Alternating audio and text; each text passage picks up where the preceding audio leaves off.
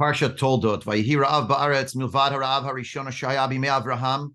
Vayelech Yitzchak el Avimelech melech plishtim gerara. And there was a famine in the land, aside from the first famine that had been in the days of Avraham. And Yitzchak went to Avimelech, the king of the Plishtim, in Gerar.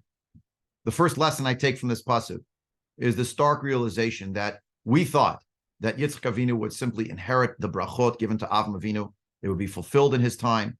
And we see that we were sorely mistaken. The Yitzchak Avinu also has to contend with terrible challenges, awesome challenges, to learn how to cope with them and how to overcome them. And he can, and he will, with emunah and with strength. The second lesson, Asher Hayabi Me Avraham, as the Ramban explains throughout Sefer Breshit, there's a component here of Maseh Avot Simul Labanim, to recognize, as I imagine Yitzchak Avinu must have recognized, we've been here before. We've had challenges in the past generation. Our way of dealing with it may be similar, and there may be certain differences. But we've been here before, and our forebears have had to encounter them as well. There's a comfort in that, but also a strength. Third, the Yitzchak Avinu goes to Avimelech.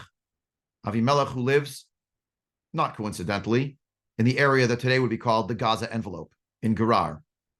And the shocking realization that when Hashem speaks to Yitzchak Avinu, he tells him not to leave the land of Israel. Whereas Avraham Avinu left the land of Israel at the time of famine, and as did Yaakov Avinu, the first, Avraham returns physically, Yaakov returns bodily, although spiritually does not return till Klal Yisrael comes, Bnei Yisrael, later on after Yetziat Mitzrayim. Yitzchak Avinu was told, your exile is going to be inside the land of Israel. Gur ba'aretz hazot, stay in the land. Gur milashon gerut, to be a foreigner, a ger. There could be exile even in the land, a feeling of displacement, of anxiety. And yet, God says, I'll be with you. I'll bless you. For why? And the promises, exact promises given to Avraham Avinu, are repeated for Yitzchak Avinu. The Ramban points out that this was necessary because even though, of course, the covenant with Avraham was still in force, there was something special to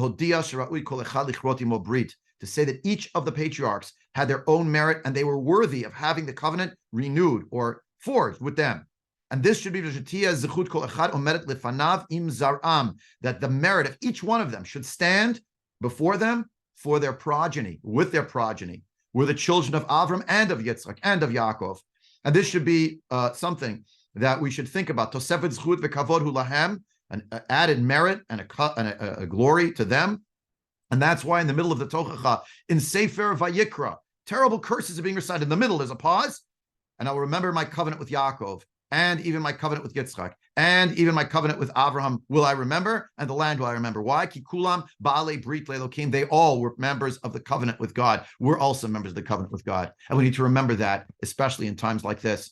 Yehi ratzon, that we should merit with a blessing of what happened, even in the most challenging of times. Somehow, Yitzchak Avinu had the wherewithal, vayizra Yitzchak ba'aretz hahi, he planted in that land, vayimtza b'shana hahi mea she'arim, 100-fold yield from what he planted from his effort was returned. Vayivaracheu Hashem. Why? Because Hashem blessed him. May God bless us now. And may God bless all of the chayalim. I send you chizku v'imtzu in the chazitot, in the fronts, in the south and in the north, and the soldiers all over Medinat Yisrael, and people on the home front, and Medinat and Jewish people all over the world. Chizku v'imtzu, v'yavaracheu Hashem. Hashem is with us now, and God willing, we should soon merit to hear wonderful news, besorot tovot, yeshuot v'nechamot. Shabbat shalom.